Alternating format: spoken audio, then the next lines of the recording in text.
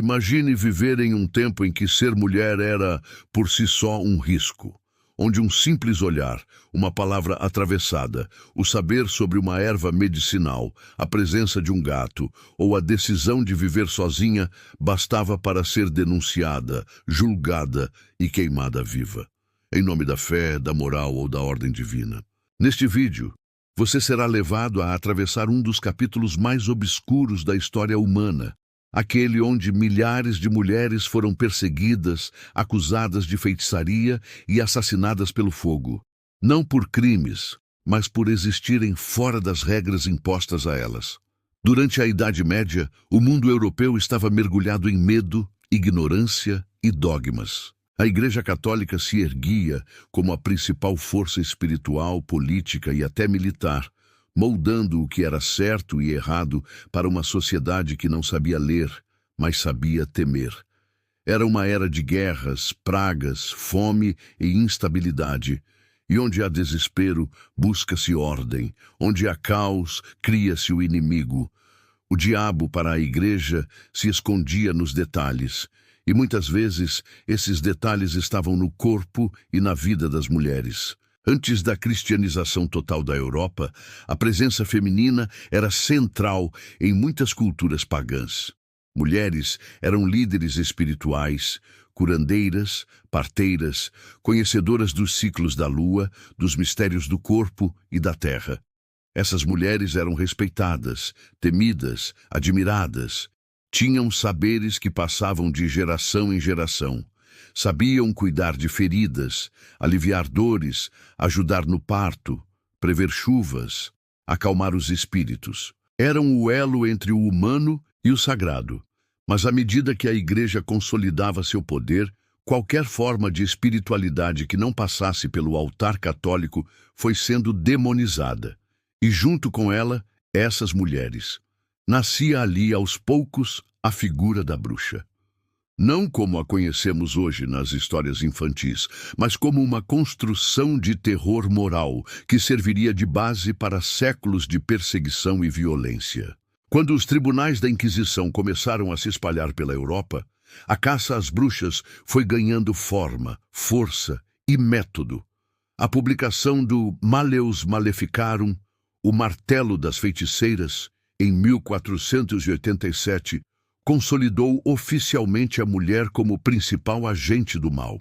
Nesse manual, considerado um dos textos mais misóginos já produzidos, afirmava-se que as mulheres eram mais propensas a se entregarem ao diabo por sua fragilidade espiritual, emocional e carnal.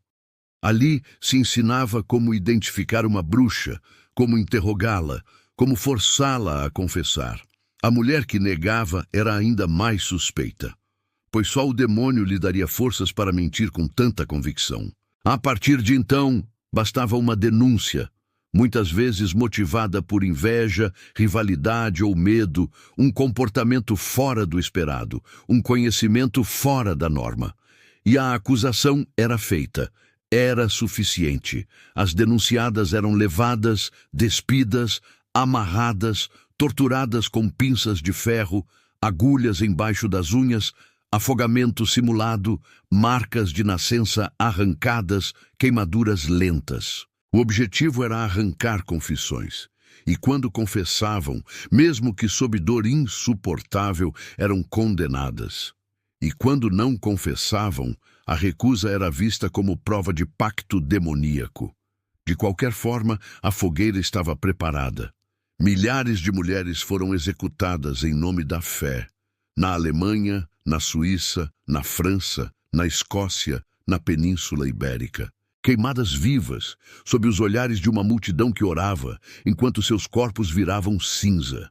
Entre os séculos XV e XVIII, mais de 100.000 pessoas foram acusadas de bruxaria, sendo a maioria mulheres. Dentre elas, curandeiras, parteiras, viúvas, órfãs, estrangeiras, senhoras de idade, mulheres belas, mulheres feias, mulheres simplesmente livres demais para os padrões de um mundo que temia o feminino. E o que parecia fogo purificador era, na verdade, uma estratégia de controle, silenciar o corpo feminino, destruir o poder que mulheres tinham entre o povo, dentro das casas, nas aldeias. Era mais do que religiosidade, era política, era medo da autonomia. Era uma guerra contra a sabedoria que não se podia dominar. Com o passar dos séculos e o avanço do iluminismo, a razão começou a desafiar o dogma. A ciência começou a explicar doenças, a revolução industrial modificou os centros urbanos, o Estado laico ganhou força em alguns países. As fogueiras foram diminuindo, mas a imagem construída não desapareceu. Ao contrário, a figura da bruxa foi reciclada. E o que antes era a mulher sábia e perseguida virou caricatura. Nariz grande, chapéu pontudo, gato preto, risada estridente. Essa nova bruxa virou vilã de histórias infantis, símbolo de maldade e feiura. A mulher que envenena, que atrapalha o herói, que vive sozinha e precisa ser derrotada. A cultura popular transformou o trauma em fantasia. Mas por trás da imagem da bruxa dos contos de fadas, há a sombra de milhares de mulheres que morreram sem voz. Mortas por serem sabidas, por falarem alto, por não se submeterem, por existirem de forma livre. O que era sagrado foi chamado de satânico. O que era força foi traduzido como ameaça. Hoje, séculos depois, ainda vivemos sob os reflexos dessa história. As fogueiras não ardem mais nas praças, mas estão nos julgamentos sociais, na violência simbólica, na exclusão, no silenciamento. Mulheres ainda são punidas por serem livres, por se expressarem, por ousarem ocupar espaços. Ainda hoje, a bruxa é queimada, só que em silêncio. Mas o tempo trouxe também resistência.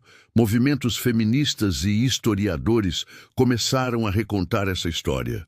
A bruxa voltou a ser símbolo de sabedoria, de rebeldia, de ancestralidade. Hoje muitas mulheres resgatam esse arquétipo como força, como bandeira, como cura, não mais para temer, mas para honrar.